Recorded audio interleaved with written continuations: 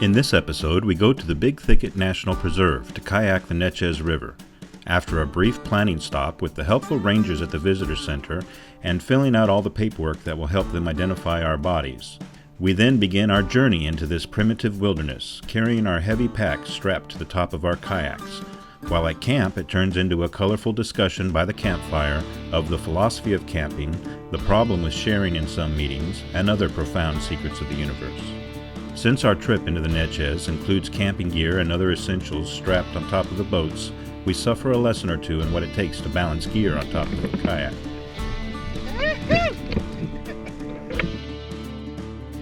Then, just as we need it, we are helped by an unexpected friendly tribe of pygmies along our way.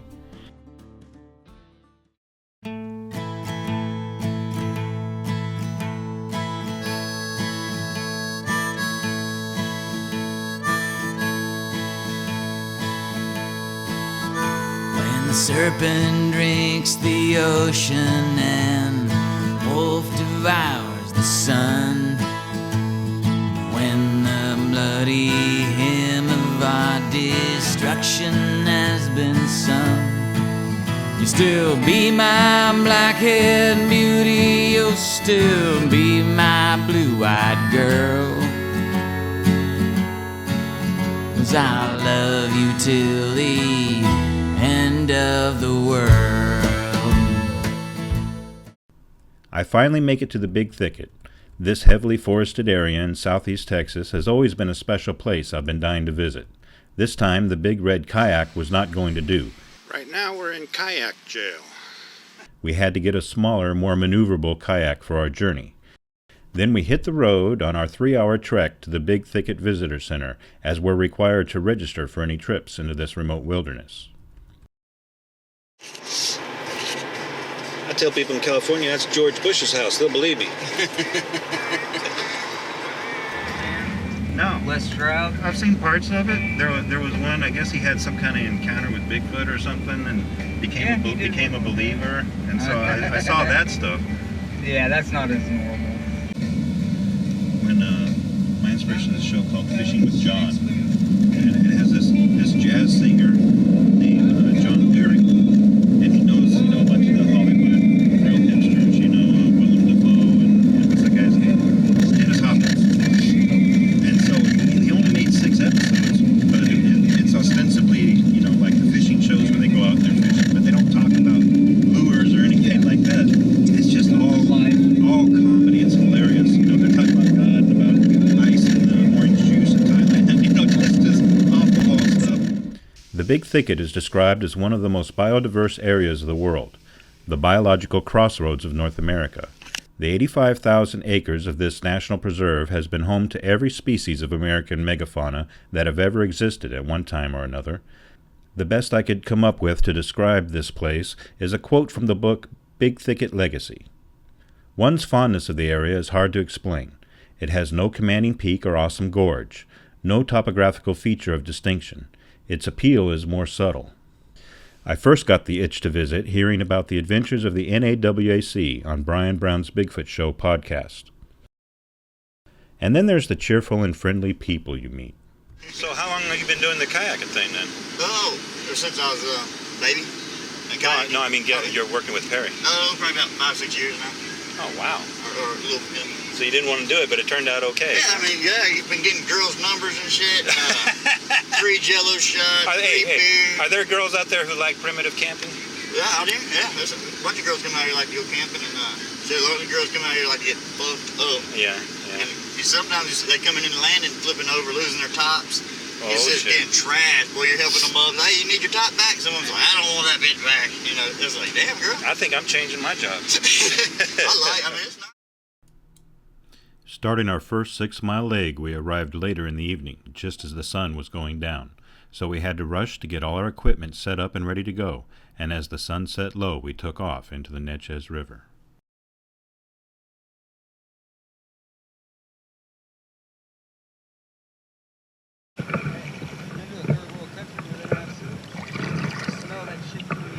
Man, I swam in sewage in Thailand. Yeah. You could smell that everywhere in Bangkok. No matter where you go in the Chao Phraya River, you could smell it. Yeah. It's everywhere. It's a river city.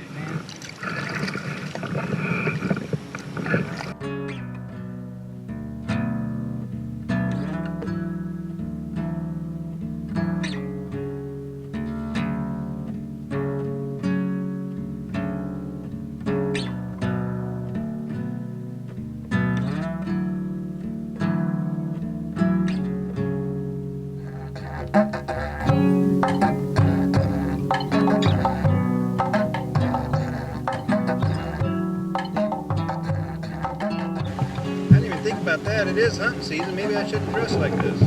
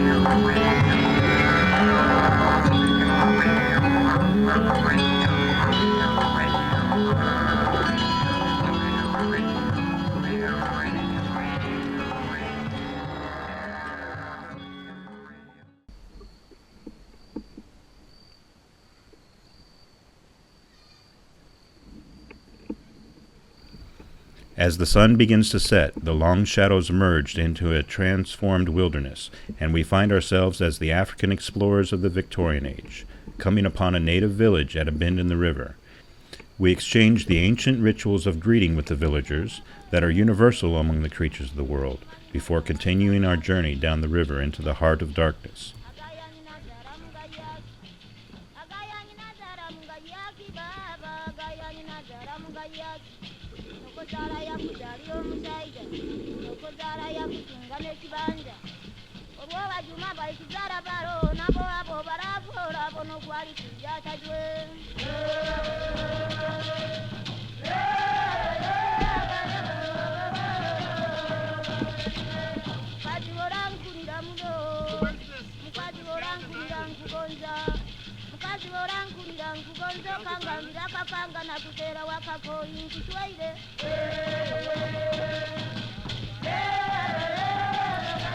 Communicating largely with motions of the hands and arms, we are amazed again and again at the commonness of universal language with human beings everywhere.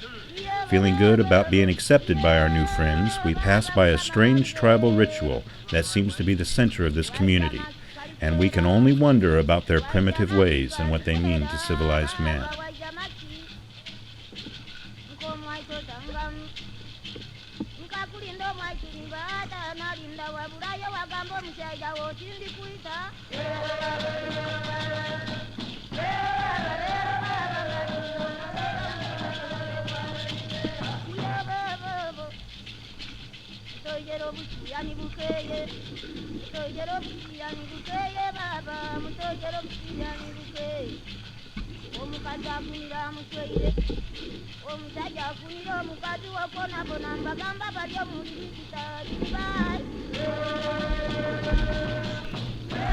Just past the village, the river flattens, and both Roger and I find ourselves bottomed out. Just as I begin to get out, a group of pygmies notice me and start rushing towards me, their purpose out here so far from their village a mystery. I can only guess at their purpose and fear attack, or perhaps ending up in their dinner pot, before their intentions to help become clear.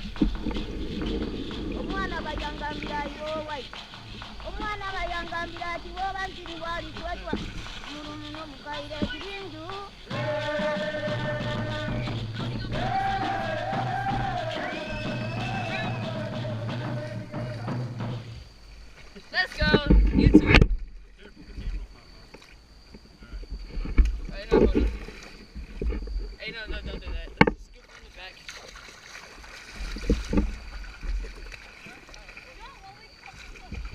Ah! Hey, watch out. It's like...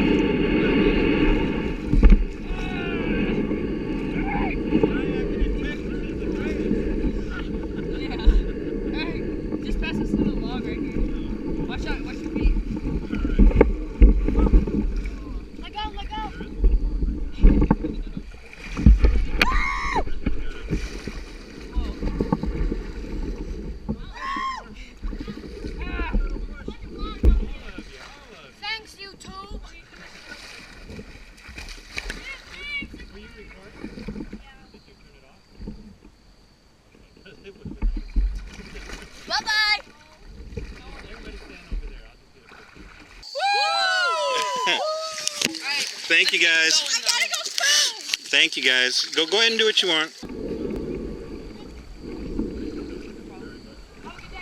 you. You guys spend all day, but I'll be paying for it. I gotta get up at 4:30, Monday morning.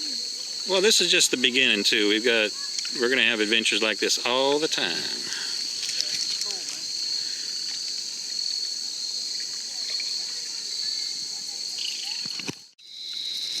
Ladies and gentlemen, this is called primitive camping. As opposed to non-cosmopolitan camping.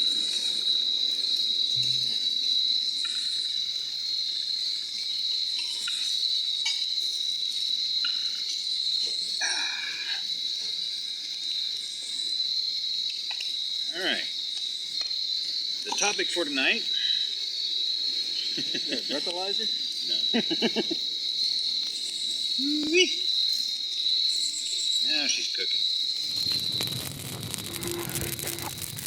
So what's our topic for tonight? Whew. You don't ask for much. God's will. God's will?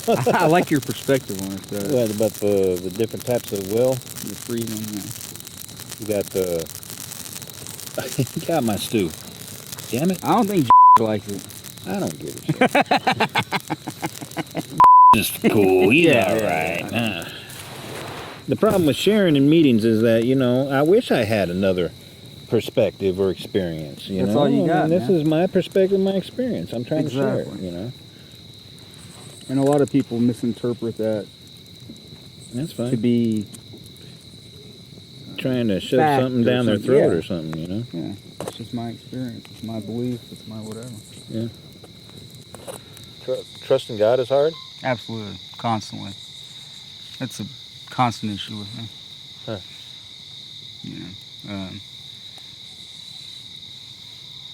It's one thing to say yes, I do, but in reality, when it's something that temporally I find important, Right. That's when you want to take control. absolutely. Yeah, I do the same thing. And want to. I fight and I resist and curse and everything else. Yeah. That what are you doing to me? Yeah. I take it very personal. What are you doing to the people I love? How come they're not? Well, that's what it is for Why me. have you forsaken me?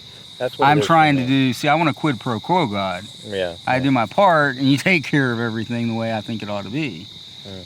And experience tells me a lot of times these things that seem horrible at the time, Mhm. in the long run, are necessary. Mhm. And I can see that looking back over times of struggle or whatever. See, that's part of free will, and that's kind of what they were talking about yesterday. Yeah. Is that a lot of what's going on may not necessarily be what God's doing to you or His will or Mhm. what He's doing. That there's plenty of room for people to screw things up. And sometimes shit just happens. Yeah. Well, sometimes something happened that you had no control over that's still affecting your life today. And, Hmm. yeah, it's a complicated thing. I see that. So it's the trusting, and I use the river analogy a lot of trying to go upstream. Yeah. And it's a lot easier when I can just let go and go with the flow. Right. Right? The flow of life. But the thing of it is, I don't know the destination. Mhm. I don't know what's around that bend. Mhm. And I don't know the route to take. Because God doesn't speak to me audibly. I'm not Yeah. David. Yeah. Occasionally I'll have the God consciousness where I'm like, yeah, this is the right course and I should be doing it. And it's kind of evident, but it's rare. I'll buy that. Usually it's kind of like, and I go with the whole do no harm thing. Am I hurting anyone? Yeah. Well, then I'm gonna fucking do it. Yeah. And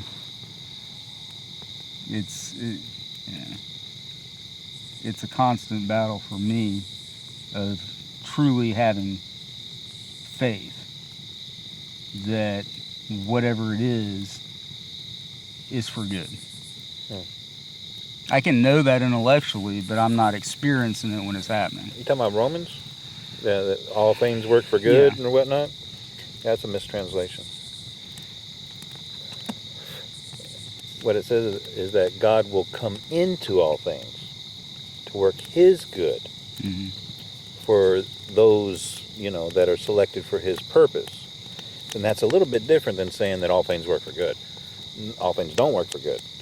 But if we're, giving our will and our life to Him, and we've become dedicated to Him, and it's His purpose and all that, no matter how bad things get up, like King Solomon, no matter how bad things get screwed up, and no matter what we do, He can still enter into it to work out His good. It's not that He will every time or that whatever. It's just nothing can get so bad that God can't fix it, is what it's saying. Does that make sense? Yeah, intellectually. Because I've been hearing that my whole life. Intellectually, I've been hearing that my whole life. I've been hearing people saying, well, how can all things be good with God and this little girl dying of cancer or some shit? How is that God's good? Or somebody killed by a drunk driver or something, And it's hard to explain the difference, It's not. It doesn't mean that, once you become a Christian, everything's going to be great. Yeah. And it doesn't mean that, if something happens, it's good for God, but it ain't good for us, and we just have to put up with it. What it means is that no matter how badly we fuck things up, God can fix it and make it good. We're living proof of that. Right, absolutely. So, and I can grasp the concept of it and agree with it. Right. But putting it in the daily practice is... the only thing I've ever fully given over is my disease. I ask and I try, but... And I use this kind of for comfort. You had Jesus, right? Whether you believe it or not, that it actually happened. The story says there was a guy, right? And he walked around. He said, I'm the Son of God. And he had these guys that followed him around everywhere, right? Right. And he healed cripples and restored sight and brought people back from the dead. And was crucified and rose again. And these people witnessed it, right? According to the story. Sure. Whether you believe it's real or not. Right. The parable, if you want to call it that. Right. They all denied him. Eventually. They all lost faith. Yeah. He himself lost faith. He had to go grab somebody else to do it. When he's on the cross, why have you forsaken me? He did it to God. And he's a part of, he's one with. It's the divine Trinity thing. Who has a more intimate relationship with God than Jesus?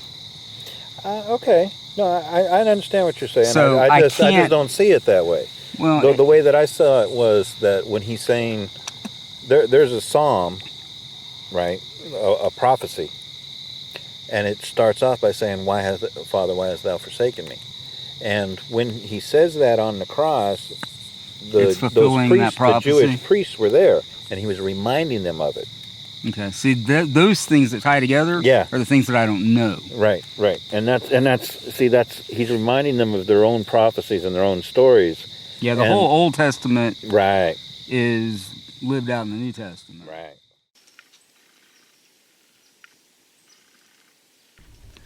The next morning, the mist rises over the primordial river, reminding us of just how small we are in a big, wide world. Following the principles of first things first, the first order, however, is, of course, coffee.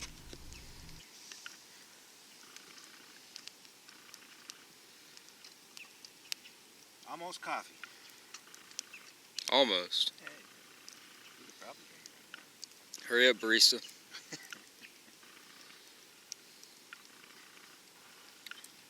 I want a venti. Hot. Fire is hot.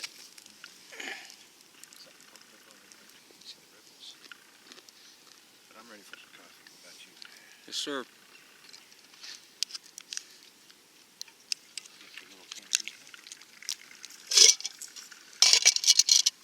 The first day, we barely made it about a third of the way to make camp on a sandbar just south of Little Galvez Island.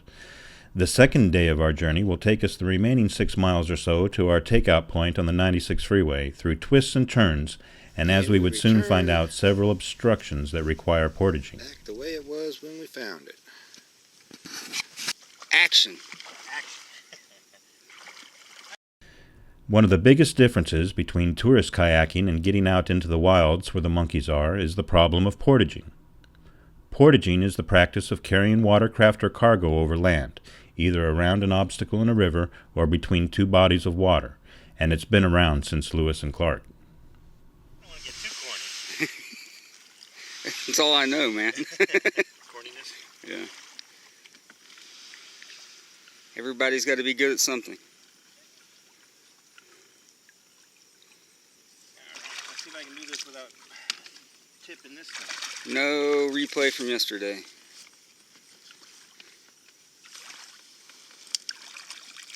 Make it look easy. If you take it easy, it's easy.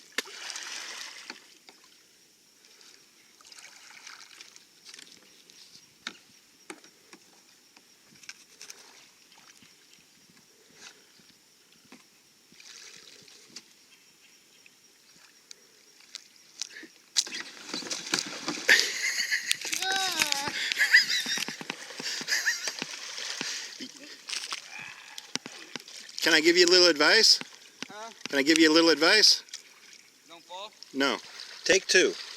Action.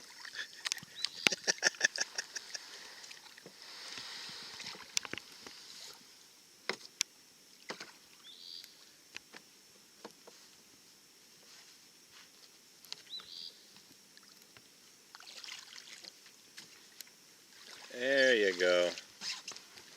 See, looks easy. Much easier.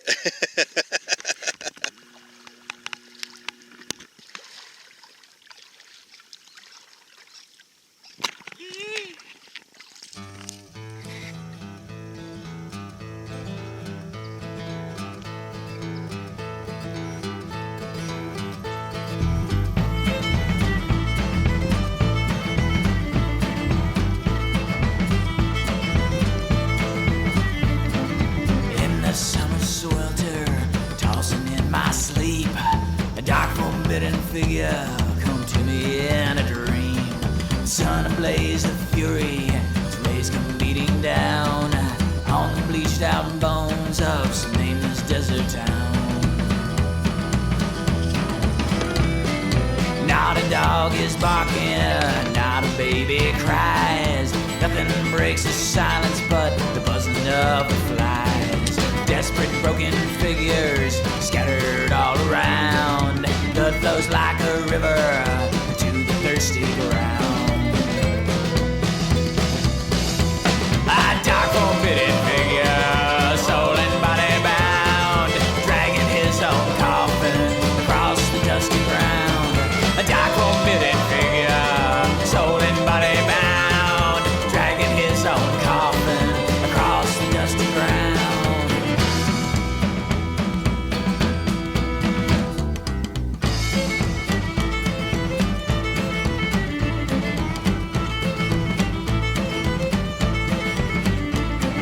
The men they call for whiskey to wash the pain away. Women fill the chapel, fall to their knees and pray. The whorehouse beds are empty, the hounds begin to howl. Thunder rips the sky, the rain begins to fall. My brothers, how you've suffered, sisters, how you've wept, locked away your hopes and dreams, your dark secrets kept. Brothers, how you've suffered, sisters, how you've wept, locked away your hopes and dreams, your dark secrets kept.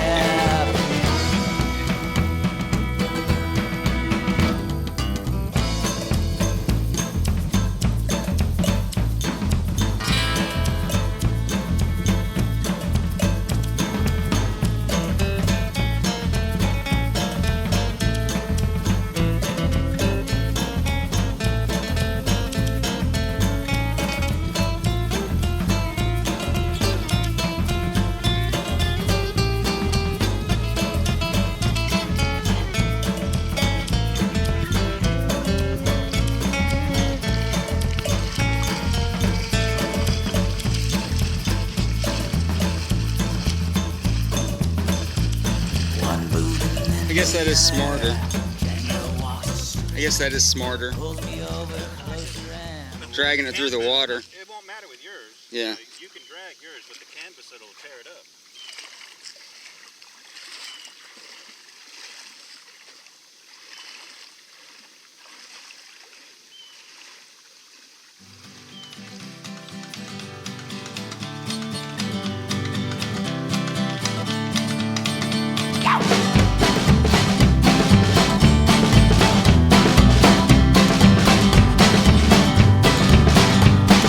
when I die, well, girls don't cry, don't bother and make no fuss.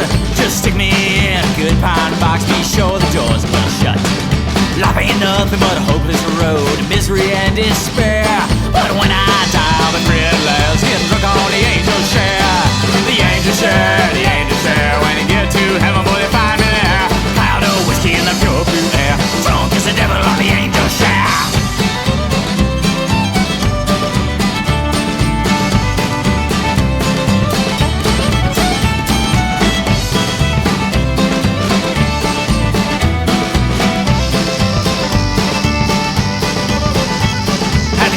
Kings, small birds sing, long gone lonesome blues. I would try to get through here, and then if it gets stuck, then it's stable and you can step out, right? Sinners should beware. But with one more class, I'll be free at last, and I just won't fucking care. The angels share, the angels share. When you get to heaven, boy, they find me there. Cloud of whiskey in the pure blue air. Drunk as the devil on the angel's chair. There you go. Point the nose where you want it to go. Yeah. This is the test. This is the test. Might be able to squeeze through there. See, look at that.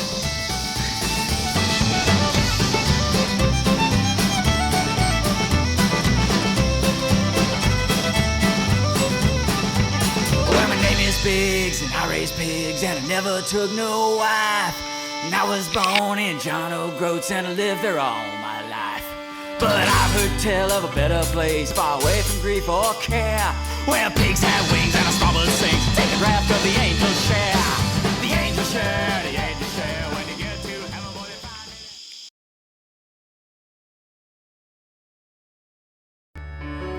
But every church and mosque and synagogue has been raised in the ground. There's no friends left to turn to, and your gods cannot be found. My faith will be unshaken